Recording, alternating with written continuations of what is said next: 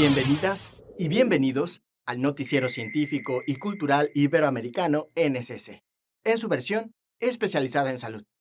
Desde este espacio de la Asociación de Televisiones Educativas y Culturales Iberoamericanas, ATEI, les compartiremos la información más reciente sobre ciencia y tecnología. El derecho a decidir sobre el cuerpo se mantiene como una lucha por la autonomía y la salud reproductiva, en defensa de los derechos humanos y la igualdad de género, marcando un punto evolutivo en las políticas sociales a nivel global. No obstante, algunas regiones de Latinoamérica que penalizan el aborto mantienen a las mujeres entre la ilegalidad y el tabú. No pierde su vida pariendo. De 26 años y madre de 5 niñas, esta venezolana vive en pobreza extrema con sus 2 hijas menores en un barrio popular de Caracas. Una de ellas tiene 10 meses. Las 3 hijas mayores viven con su abuela. En su tercer embarazo trató de abortar, algo ilegal en Venezuela. Con la niña de 3 años intenté sacármela, tomé pepa de aguacate, remedios caseros y no se me salió, pues yo decidí que le iba a tener que comprar las pastillas, porque las pastillas dicen que son más efectivas, pero mi miedo era meterme esas pastillas y después ir a un hospital, porque dicen, aquí tú no puedes hacer eso porque te meten presa, te dejan presa, y por eso no tomé pastillas. Venezuela, país católico y conservador, sanciona el aborto provocado con cárcel hasta por 6 años. Según leyes de 1926, reformadas en 2005, la pena se condona si se hace para salvar la vida de la madre o se reduce bajo el vago concepto de proteger el honor de la mujer y su familia. En contraste, hay casos como el de una maestra detenida en 2020 por asistir al aborto de una adolescente de 13 años embarazada tras una violación. La profesora estuvo 9 meses bajo arresto. El violador quedó libre. En hospitales públicos el aborto es imposible, pero centros privados cobran hasta $1,000 por practicarlo clandestinamente. Que nosotros sabemos que es ilegal, pero también se sabe en el argot de la sociedad que también lo hacen. Pero ¿quiénes lo hacen? Las personas que tienen los recursos necesarios para ir a un personal de salud calificado y le puede hacer la interrupción del embarazo. Mujeres que pierden bebés deseados o que quedan embarazadas por falla de sus métodos anticonceptivos también enfrentan riesgos. Y de inmediato la respuesta fue, yo no hago ese procedimiento, yo no hago interrupción, asume tu responsabilidad. Yo fui a Plafán, esta familiar está en Plafán, y la actitud fue, yo me sentí adolescente, hice algo malo. Yo siento que quienes me atendieron siempre sospecharon de mí. O sea, siempre tú llegas con un aborto, no importa que tengas 39 años, que tengas tanta edad, no importa. Siempre van a sospechar de que tú te provocaste un aborto. En Latinoamérica, el aborto está despenalizado en Argentina, Colombia, Cuba, México y Uruguay. Pero el tema nunca ha sido prioridad en 24 años de gobiernos del chavismo, pese a anuncios de que legislaría sobre el asunto.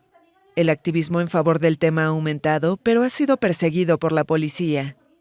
Las compañeras feministas, desde hace 3, 4 años, de manera como novedosa para la escena política venezolana, ha tomado la calle de manera masiva y voluminosa y ha puesto el tema en la opinión pública. Según datos de la ONU, casi la mitad de los embarazos en el mundo no son deseados y 60% termina en un aborto. 45% de las interrupciones se realizan de manera insegura. Venezuela no publica cifras de salud, incluidos los casos de aborto. Los medicamentos que previenen enfermedades durante el crecimiento de animales en granjas aumentan el número de bacterias resistentes a los antibióticos, lo que puede tener consecuencias graves para la salud. Razón por la que, a la par de la resistencia antimicrobiana, se desarrollan con urgencia nuevas opciones en contra de esta amenaza. La empresa biotecnológica chilena FaceLab apunta a reducir el uso excesivo de antibióticos en granjas animales para el consumo humano por medio de innovadoras soluciones que combinan virus llamados bacteriógrafos e inteligencia artificial, con lo cual buscan combatir infecciones resistentes a los medicamentos en plantas avícolas de Chile y Brasil. A la fecha aseguran que han logrado reducir más del 50% de salmonela en granjas y tienen planes de expandirse a otros países. FishLab nació hace 14 años con la idea de reemplazar o complementar el uso de antibióticos en el sector ganadero, principalmente para el control de bacterias comunes como la salmonela y la Escherichia coli, cuya aparición genera cuantiosas pérdidas para la industria de la carne y restringe el acceso a ciertos mercados. Esta tecnología la estamos ocupando principalmente en producción de pollos, que es muy intensiva, con mucho foco en Brasil. Y el principal beneficio es que aumenta la productividad de los planteles de producción de pollos debido a la eliminación de bacterias complejas como Salmonella o Escherichia coli. A diferencia del antibiótico, el cual puede permanecer en el alimento, el bacteriógrafo se autodestruye por completo en 48 horas, por lo que se promueve como una alternativa más saludable en comparación a los químicos comunes. Recientemente la empresa fue distinguida por el World Economic Forum para la lista Technology Pioneers 2024, que reconoce a empresas tecnológicas innovadoras que contribuyen en diversos sectores como la salud y la producción de alimentos, entre otros, mediante el uso de tecnologías avanzadas. En ese contexto, Pierre Ringer viajó en junio pasado a Dalian, China, para participar en el Annual Meeting of New Champions, la reunión global de innovación, ciencia y tecnología del World Economic Forum. La experiencia fue increíble. El mercado asiático es una locura, gigantesco, y lo que vimos muy interesante es que biotecnología e inteligencia artificial son el trend hoy día. De hecho, hasta casi como por sobre muchas veces cambio climático. En algunos momentos como que tú veías ahí la parrilla de presentaciones y era todo muy enfocado en biotech, muy enfocado en inteligencia artificial. FishLab trabaja para aumentar la capacidad de su fábrica y expandirse a nuevos mercados como el asiático y Estados Unidos, donde la producción sustentable está muy en boga en grandes productores que están buscando alternativas a los antibióticos. También anhelan aplicar en un futuro su terapia en humanos. Con información de la oficina en Santiago, Chile, Noticias Xinhua. Los conflictos armados no solo dejan devastación y pérdida de vidas, también desencadenan crisis humanitarias de largo alcance, secuelas que agravan el sufrimiento de las poblaciones afectadas, entre las cuales destacan la interrupción en el acceso a los alimentos, al agua potable y servicios de salud, creando las condiciones que favorecen el brote de epidemias. La Organización Mundial de la Salud está muy preocupada por posibles epidemias en la Franja de Gaza, en particular de poliomielitis. La Red Mundial de Laboratorios de Lucha contra esta enfermedad aisló el 16 de julio en muestras de aguas residuales el poliovirus tipo 2, derivado de una cepa vacunal. La polio es una enfermedad muy contagiosa que invade el sistema nervioso y puede causar parálisis irreversibles en pocas horas. Estoy extremadamente preocupado por los brotes que se producen en Gaza y no se trata solo de la polio. Hay diferentes brotes de enfermedades transmisibles que pueden producirse en Gaza. Tuvimos hepatitis A confirmada el año pasado y ahora podemos tener polio. Un equipo de la OMS y UNICEF viajará el jueves a Gaza y llevará hasta 50 kits para recolectar muestras humanas que luego serán enviadas a Jordania. Paralelamente, la Agencia Sanitaria de la ONU y sus socios están evaluando la magnitud de la propagación del poliovirus. Las autoridades admiten que, dadas las limitaciones actuales en higiene y saneamiento del agua en el territorio palestino, será muy difícil para la población lavarse las manos y beber agua potable. El alcohol está entrelazado con la sociedad humana desde hace siglos. Un consumo culturalmente arraigado que viene acompañado de serios riesgos. Pero mientras la conciencia de estos peligros aumenta, se mantiene el debate sobre cómo equilibrar el lugar del alcohol en la sociedad con la necesidad de proteger la salud de las personas. La Organización Mundial de la Salud alertó el martes sobre el impacto del consumo de alcohol, advirtiendo que provoca 2,6 millones de muertes cada año en el mundo. La agencia de la ONU destacó que este consumo está vinculado a 1 de cada 20 muertes en el mundo cada año debido a accidentes de tráfico, a problemas de dependencia y a enfermedades cardiovasculares, cáncer o cirrosis. Según el reporte, los varones representan casi 3/4 partes de los fallecimientos. El nivel de consumo de alcohol per cápita entre las personas asciende a un promedio de 27 gramos de alcohol puro al día, lo que equivale aproximadamente a 2 vasos de vino, 2 botellas de cerveza o 2 raciones de licores. Este nivel y frecuencia de consumo se asocian a un mayor riesgo de padecer numerosas afecciones de salud. A nivel global, un 23,5% de los jóvenes de 15 y 19 años se definen como bebedores habituales, una cifra que alcanza el 45% en Europa y casi un 44% en los países de América. Se estima además que 209 millones de personas sufren dependencia del alcohol. Se calcula que 400 millones de personas, es decir, el 7% de la población mundial mayor de 15 años, vive con trastornos por consumo de alcohol, con la prevalencia más alta en la región europea, el 10,7% de las personas mayores de 15 años, y en la región de las Américas, el 10,2%. El informe se basa en datos de 2019, las últimas estadísticas disponibles. La OMS destacó que se registró una cierta reducción del consumo de alcohol desde 2010, pero que las consecuencias sociales y la carga para los sistemas de salud sigue siendo inaceptablemente alta.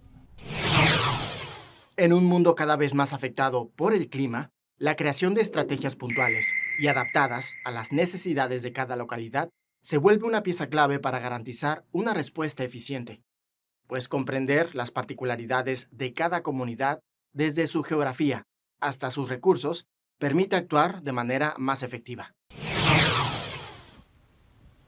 Las inundaciones empiezan a bajar en El Salvador, Guatemala y Honduras. Pero las comunidades afectadas por las lluvias aún luchan con el agua estancada y los insectos que ha traído.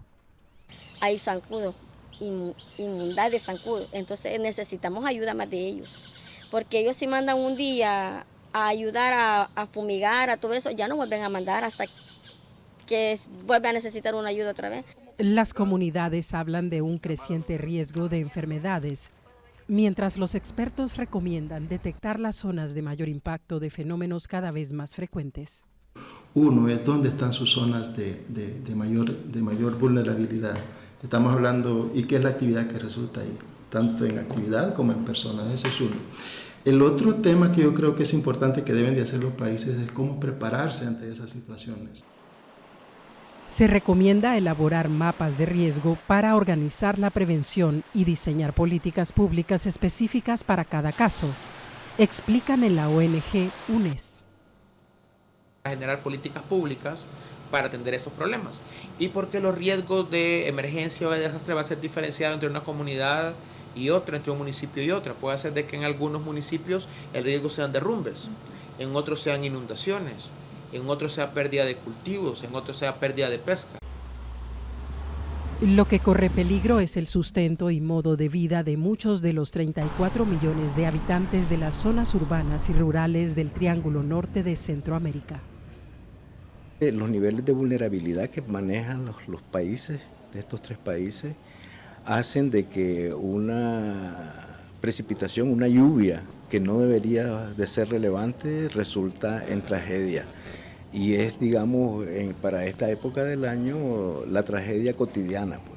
Las emergencias vividas por El Salvador, Guatemala y Honduras en las últimas semanas causaron daños a la economía a corto, mediano y también a largo plazo, tal como lo explica la agencia GIZ.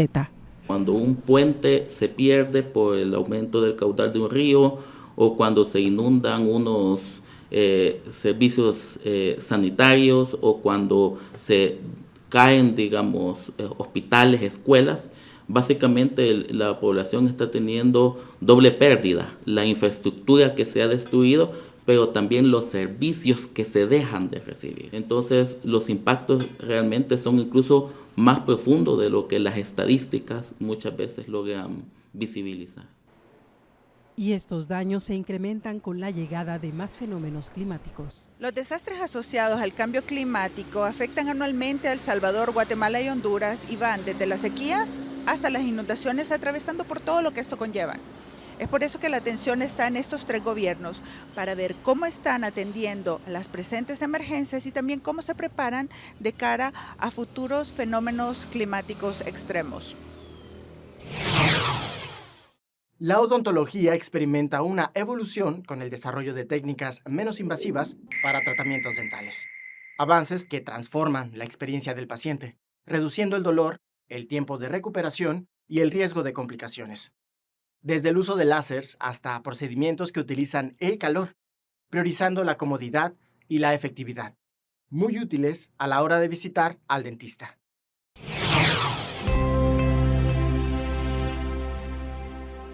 Mi nombre es Marcelo Cascante Calderón. Soy docente investigador de la Facultad de Odontología en la Universidad Central del Ecuador. Mi investigación es el tratamiento térmico de los agentes de enlace mejora la fuerza de unión sobre las zirconias dentales.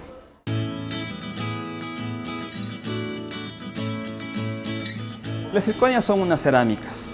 A diferencia de las cerámicas tradicionales, que son cerámicas de vidrio, las zirconias son cerámicas cristalinas, no tienen vidrio. Por lo tanto, son mucho más resistentes a la fractura, pero son más difíciles de pegar.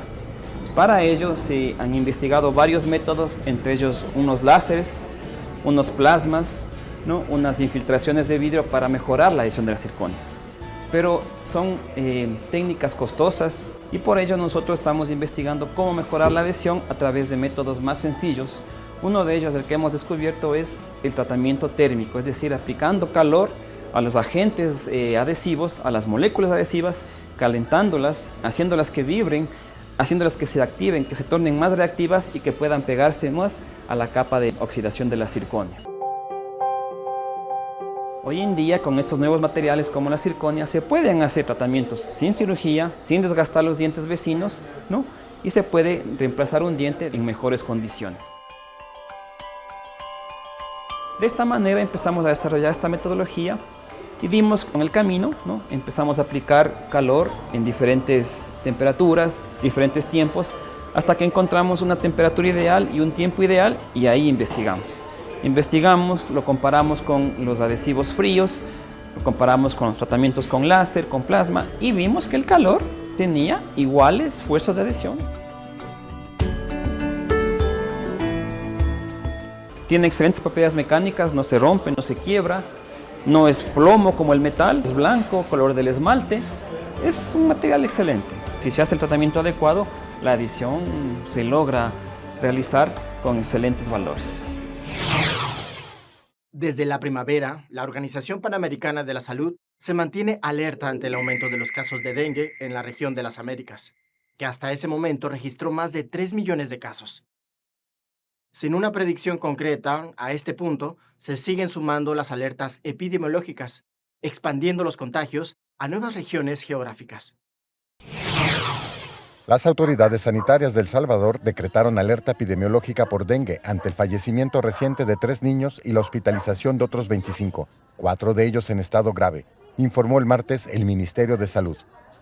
El ministro de Salud, Francisco Alavi, detalló en un mensaje compartido en las redes sociales de la cartera que las víctimas comenzaron a presentar fiebre y en tan solo 5 días empeoraron con otros síntomas, como dolor intenso de cabeza y ojos, erupción en la piel, dolor muscular y articular, náuseas, vómitos y sangrado. El dengue está matando niños que estaban completamente sanos, no tenían ninguna condición médica previa ni nada parecido, subrayó Alavi, al tiempo que convocó a los padres de familia, cuidadores y comunidad educativa en general a buscar de urgencia atención médica ante cualquiera de los síntomas asociados al dengue. Estos fallecimientos son los primeros en cerca de 5 años en El Salvador, y la propagación de la enfermedad es atribuida a la intensa temporada de lluvias que experimenta la región centroamericana y que ha dejado acumulaciones de agua propicias para la reproducción del mosquito transmisor del dengue y otras arbovirosis, como el Zika, chikungunya y fiebre amarilla. La Organización Panamericana de la Salud informó el 18 de junio que el número de casos de dengue registrados durante el primer semestre de 2024 en la región de las Américas superó al máximo número de casos reportado en un año de todos los años anteriores registrados. Con información de la oficina en San Salvador, El Salvador, Noticias Xinhua. Múltiples demandas presentadas contra el gobierno de Japón exigen indemnización por las prácticas de esterilización forzada llevadas a cabo durante décadas y que afectaron a miles de personas. Una exigencia que ha movilizado los mecanismos del país para compensar cuanto antes a las víctimas. Una victoria para las víctimas de esterilización forzada en Japón. El Tribunal Supremo declaró el miércoles inconstitucional una ley ya en desuso, bajo la cual se permitió esta práctica. La mayor instancia judicial del país consideró también que no se puede aplicar un plazo de prescripción de 20 años para las solicitudes de indemnización. Me extirparon el útero cuando tenía 13 años. Ojalá me lo devolvieran, incluso ahora, pero a mi edad es demasiado tarde. El gobierno japonés reconoce que 16.500 personas fueron esterilizadas sin su consentimiento en virtud de esta ley en vigor entre 1948 y 1996. Durante este periodo, la ley autorizaba a los médicos a esterilizar a las personas que sufrían de deficiencias intelectuales hereditarias, con el objetivo de evitar engendrar una descendencia de mala calidad. Llevo más de 50 años en contra de la ley, pero en lugar de cambiar para mejor la sociedad, el Estado nos metió en una escuela especial.